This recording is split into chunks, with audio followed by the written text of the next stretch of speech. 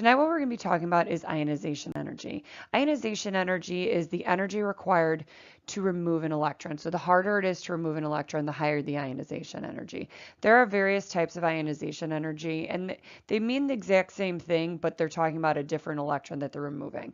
So there's a first ionization energy. The first ionization energy is the energy that's required to remove the first valence electron.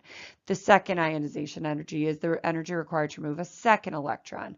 What is key to note is that it is always, always, always larger than the first ionization energy.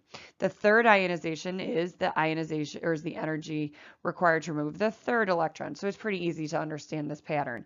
And once again, the third ionization energy is always greater than the first or the second ionization energy. Here's a chart of your ionization energies, and I don't know exactly what unit they're talking about, but if we just look at the numbers, let's kind of go into what this table means. So if you look at hydrogen, hydrogen has only a first ionization energy. You're like, well, why does it not have a second or third? Well, if you look at hydrogen, hydrogen only has one electron. Okay, therefore, to remove its second electron, it doesn't have it, so therefore it can't have a second ionization energy. If you look at helium, helium goes from here to here, from the first to second, so notice that it gets larger. And then what else you should note is that it does not have a third. Why, once again, is because it does not have 3 electrons. Lithium is the first element to actually have 3 electrons. That's why you'll see a third ionization energy. Note that as you go higher and higher, it does go up. But if you actually look at the differences, this from the first to the second is substantially greater than from the second to the third. And the reason why is because where is lithium's valence electron? So if we look at lithium, it's got 1, 2 on this ring, and then 3 on that one. So if we look at lithium, lithium actually wants to remove this electron right here. Okay, so it would take 520 whatever, once again the unit is, to remove that electron. Now that is exactly what it wanted to do. Now after it removes that one, it has a full valence electron shell in the lower one, or it got rid of its most outer one. So would it ever want to lose its full valence electron shell? No. That's why it goes from 520 to lose that second electron to have its second ionization energy. It jumps so substantially. Okay, that's the exact same reasoning between BE, which it does become harder to go from the first to the second, but not compared to that second to the third. That is substantially more. Why? If we look at BE, here's my nucleus, here's my outside. Be has 4 electrons, which means it has 2 valence electrons. So to remove the first 2, it takes 900 to remove the first one and 1757 to remove the second one, but it will never want to remove that innermost electron, okay, because that is full. So that's why it jumps up to be 14, almost 15,000 to remove this guy right here. So what is the general trend of ionization energy? As you go down a group or a column, because the atoms are getting larger and larger and because you are adding more and more energy levels, it becomes easier to remove these outermost electrons.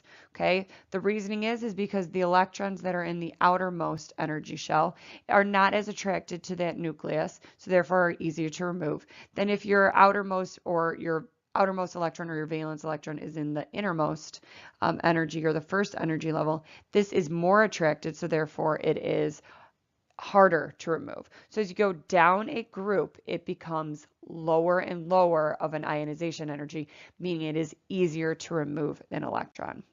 As you go across a period, what's happening is once again, you are adding more nuclear charges, okay? So what's happening is that these electrons are becoming more and more attracted to that nucleus as you go across.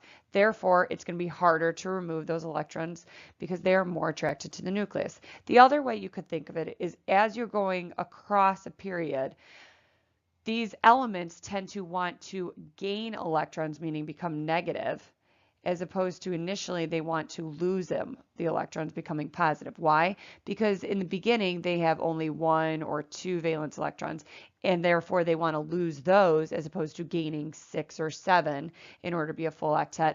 Whereas these guys, when you go further over, they want to gain those electrons because they have like 6 or 7 valence electrons. So therefore they will want to gain and they will never want to lose, which ionization energy is the energy required to remove an electron. So therefore, because they want to gain, they're going to have a very high ionization energy. Okay, so as you go across a period, your ionization energy increases, meaning that it's harder to remove those electrons. So if we put like a synopsis of all the trends, it increases as you go across a period. It decreases as you go down a group or family, which means that it increases as you go up. So what is the highest element with the highest ionization energy? That would be helium. Okay, so what I want you to do is take out your periodic table and circle helium and write IE next to it. So that little memory that I've been talking to you about, you want IE goes with HE. IEHE, IEHE. Okay, why? Because ionization energy, the highest one is helium. Okay, so therefore, the closer you get to helium, the higher the ionization energy those elements tend to have. All right, have a great evening.